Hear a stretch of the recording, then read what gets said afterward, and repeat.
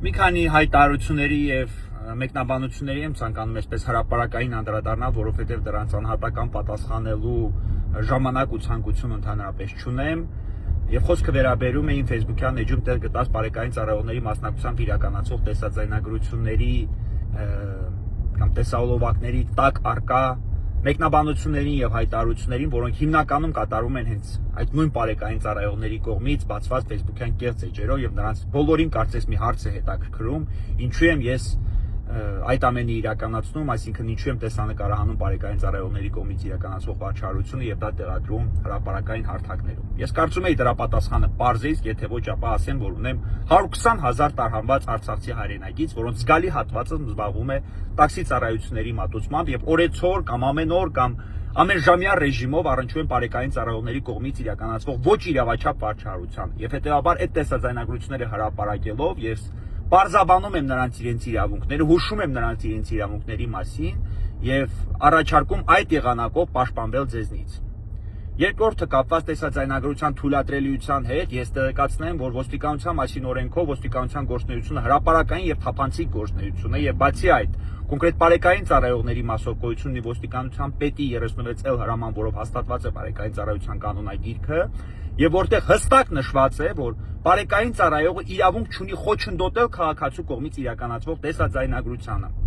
Այսինքն պետությունը ոչ միայն թույլատրում, այլ նաև խրախուսում եւ պաշտպանում է քաղաքացու կողմից վարչարության ընթացքի տեսաձայնագրումը, հետեւաբար հարգելի ոստիկանության ծառայողներ եւ բարեկային ծառայողներ, մի կարծեք, որ քաղաքացին ձեզ տեսանկարահանելու իրավունք չունի։ Հակառակը պետությունը խրախուսում է դա եւ պետությունը պաշտպանում է քաղաքացու կողմից այդ տեսաձայնագրման իրավունքի իրացումը։ Կապված այն բանի հետ, որ ես փորձում եմ ինչ-որ մեկնաբանություններ, լայքեր եւ ռեյտինգ հավաքել, ես պարզաբանեմ, որ դրա հնարավորությունն եւ կարիքը ընդհանրապես չունեմ եւ դա տրամաբանական է, քանի որ ես առհասարակ բարեկային ծառայողների կողմից կազմած ակտերի իրավաչափության վիճարկման բարույթներով որպես փաստաբան չեմ զբաղվում։ Հետեւաբար դա գովազդելու անհրաժեշտությունը ընդհանրապես բացակայում է։ Դրա կրկնում եմ միակ նպատակը այն հայտնի լոզունգն է, մասնավորապես ձեզ կրթելը, որովհետև ներկա դրությամբ Հայաստանի Հանրապետությունում բարեկային ծառայության ընդհանուր կամ բարեկային ծառայողների իրավագիտակցության աստիճանը մոտ է 0-ի եւ ես սա դեռ շատ մեղմ եմ մեկնաբանում, չափազանց մեղմ եմ մեկնաբանում։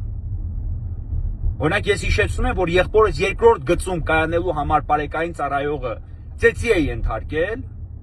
նրա վրա արդյունքաբեր գազ է փչել, նրան ձերբակալել է եւ իբրև թե թմրանյութերի պահման կասկածանքով տեղափոխել էր ոստիկանություն։ Ну ճիշտ է, հետագայում դրա պատասխանը ստացել է, խստագույնս ձևով է ստացել, բայց այլն ու ամենայնիվ։ Եվ հիմա դուք ինձ հարց եք տալիս, ինչու եմ այդպիսի տեսաձայնագրություններ հրապարակում։ Լուրջ, ձեզ եմ կրթում, ձեզ եմ փորձում հրավիրել օրինականության դաշտ եւ ձեր իրավագիտակցության վրա եմ աշխատում։ Եվ սա շարունակական բնույթ է կրելու այնքան ժամանակ, մինչեւ ես ինքս չարձանագրեմ, որ դուք իրականացնում եք պատշաճ վարչարություն։ Այո, բարեկային ծառայողների կողմից լինում են բարեկային ծառայողներ, ովքեր ոչ թե գերազանց, այլ լավ տիրապետում են իրենց ծառայությանը եւ իրենց գործին եւ նման երևույթները կամ առհասարակ նման հանգամանքները ես խրախուսում եմ եւ անհատական բարեկային ծառայողների տվյալները անգամ հրապարակում եմ եւ գրավոր շնորհակալություն եմ հայտնում բարեկային ծառայության պետին այդ կոնկրետ բարեկային ծառայողի կողմից իրականացված օրինաչափ վարչարության համար։ Բայց այսպիսի դեպքերը բացառիկ են լինում։ Բացառիկ, այսինքն ես ոչ միայն հրապարակային քննադատում, այլ նաև տեղն ընկածտեղ ժամանակ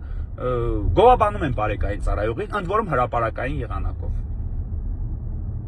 Ընդ որում կրկնում եմ հրապարակային եղանակով։ Հաջորդը կապված այն բանի հետ, թե ինչու են ինձ այդքան շատ կանգնեցնում, որ վերջին անգամ ինձ իմ ավտոմեքենայով երթևեկելիս երևի բարեկային ծառայողը իր նախաձեռնությամբ կանգնեցրել է, չգիտեմ, 23 կամ 24 թվականին։ 23 կրկնում կամ 24 թվականին։ Մնացածը կամ ես պետք է երթևեկելիս լինեմ այլ ավտոմեքենայով, որպեսզի ինձ կանգնեցնեն, կամ տեսաձայնագրություններ են, որոնք իրականացվել են ոչ թե իմ, այլ իմ ընկերոջ կամ իմ հարազատներից մեկի մասնակցությամբ իրականացվող վարչարությունից։ Բարեկային ծառայողները կարելի ասած բոլորը իմ հետ ունեն շատ նորմալ եւ ջերմ հարաբերություններ եւ հակառակը շնորհակալություն են հայտնում այդ ամեն ինչի համար, որովհետեւ դրա շնորհիվ նրանք սովորում են պատշաճ ծառայել։ Ունեն բարեկային ծառայող բազմաթիվ վստահորդներ, ընկերներ, անձին կողմնություններ հետ ունեն ջերմ հարաբերություններ, հետևորդներ անգամ, եւ սա կոնկրետ իմ նկատմամբ թիրախավորված վերաբերմունք չէ։ Ես չեմ կարող արձանագրել, որ բարեկային ծառայողը սպասում է, երբ որ ես սկսեմ երթևեկել եւ ինձ կանգնեցնի։ Խախտումներ հաճախ թույլ չեմ տալիս, Եթե թույլ եմ տալիս դրա, ապա դրանք, չգիտեմ, նվազ կարևորության խախտումներ են, չգիտեմ, խմած չեմ երթևեկում կամ թմրանյութերի ազդեցության տակ չեմ երթևեկում, ընդհանրապես հեռու եմ նման բաներից, իսկ թույլ տված խախտումները հեսա կարող է լինեն նվազ կարևորության խախտումներ։ Եվ դրանցից խուսափել, այո, ես փորձում եմ, եւ դա նորմալ ու բնական երևույթ է։ Խուսափել վարչական պատասխանատվության ենթարկելուց։ Խուսափել, կրկնում եմ, վարչական պատասխանատվության ենթարկվելուց։ Այ օրինակ այս տեսաձայնագրությունը, եթե նկատում եք, ես առանց ամրագույնի եմ այս տեսաձայնագրության մեջ։ Ես սա կարող է թվալ իբրև խախտում։ Բայց ես ինքով ես պատասխանատվության ենթարկվել չեմ կարող, որովհետև նախ նման ընթացակարգ գոյություն չունի, իրավական ընթացակարգ։ Երկրորդ, կարող է պարզել, որ այս տեսաձայնագրությունը կատարված է, չգիտեմ, 1 տարի առաջ եւ անցել է վարչական պատասխանատվության բաղեմության ժամկետները, կամ օրինակ կարող է պարզել, որ կատարված է Վրաստանում եւ Հայաստանի Հանրապետության վարչական մարմինները այլ պետության տարածքում կատարված ենթադրյալ իրավախախտման համար ՀՀ-ին պատասխանատվության ենթարկելու իրավասություն չունեն։ Սա նորմալ եւ բնական երևույթներ են, որոնք ես հնարավոր է օգտագործեմ իմ նկատմամբ իրականացող վարչարության ընթացքում։ Բայց այդ բարեկային ծառայողների կողմից ցուցաբերված անգրագիտությունը նորմալ չէ եւ լիազոր մարմինները պետք է աշխատեն այս ամենի վրա։ Ես սա համարում եմ իմ հասարակական պարտքը՝ աշխատել բարեկային ծառայողների իրավագիտակցության վրա։ Եվ դրանով նպատակ եմ հետապնդում նաև իմ հայրենակիցներին իրազեկել իրենց իրավունքների մասին։ Կրկնում եմ, իրազեկել իրենց իրավունքների մասին։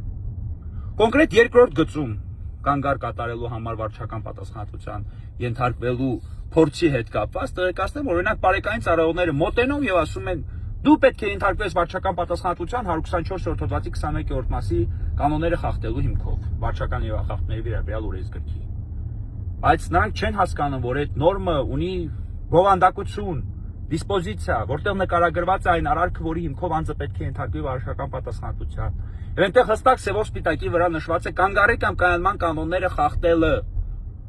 Իսկ կանգարի եւ կայանման կանոնները խախտելը կանոնները սահմանված են առանձին նորմատիվ իրավական ակտով։ Ճանապարհային երթևեկության կանոններով, հավելվածներով, եւ այնտեղ հստակ բացառություններ կան սահմանված, որոնց թվին է դասում օրինակ հարկադրված կանգառը, կանգառ, որը կատարվել է ուղևորաբեր կամ ուղևոր իջեցնելու նպատակով, կանգառ, որը կատարվել է մեքենայի անսարքության հետ կապված։ Այդ բարեկային ծառայողները այս փաստական էական հանգամանքները չեն պարզում։ Այլ միանգամից մոտենում քաղաքացուն եւ ասում են դու պետք է ենթարկվես վարչական պատասխանատվության, հեսա քո նկատմամբ արձանագրություն են կազմում եւ այլն եւ այլն։ Փաստաթղթերը թանից ստուգում եմ եւ այլն եւ այլն։ Նրանք միջև հիմա չգիտեն, որ քաղաքացուն կանգնեցնելու օրենսդրական հիմքեր ունեն, ճանապարհային երթևեկության մասնակցի տեղաշարժը սահմանափակելու օրենսդրական հիմքեր կա, որոնք թվարկված են ճանապարհային երթևեկության եւ անվտանգության ապահովման մասին օրենքի 18-րդ հոդվածով։ Այդ հիմքերը եթե չգիտեք, ասեմ որոնք են։ Ա. Քաղաքացին կատարել է իրավախախտում, Բ. Կա հնարավորություն քաղաքացուն զգուշացնելու արկա խոչընդոտների մասին, ճանապարհին արկա խոչընդոտների մասին, Գ. Քաղաքացի տրանսպորտային միջոցը գտնվում է հետախուզման մեջ եւ Դ. Կա հատուկ ծառայություն իրականացնելու վերաբերյալ հստակ հրաման։ Այդ ձեր վկայակոչած ուժեղացված ծառայությունն է, որ իրականում այդպիսի հասկացություն օրենսդրության մեջ գոյություն չունի ուժեղացված ծառայություն։ Բայց բարեկային ծառայողները սրա փոխարեն կարծում են, որ իրավունք ունեն կանգնեցնել իրենց նախընտրած ցանկացած ավտոմեքենան եւ իրականացնել ուղղակի փաստաթղթերի ստուգում։ Դուք ով եք, որ կանգնեցնեք քաղաքացիներին եւ փաստաթղթերի ստուգում ուղղակի իրականացնեք։ Ինձ օրինակ երբ որ կանգնեցնում են, ասում են փաստաթղթերի ստուգում ենք իրականացնում, ես շարունակում եմ իմ երթևեկությունը եւ չեմ կանգնում, որովհետեւ այդ պահանջը օրինական չեմ համարում։ Նրանք իրավունք չունեն կանգնեցնել քաղաքացուն փաստաթղթեր ստուգելու նպատակով։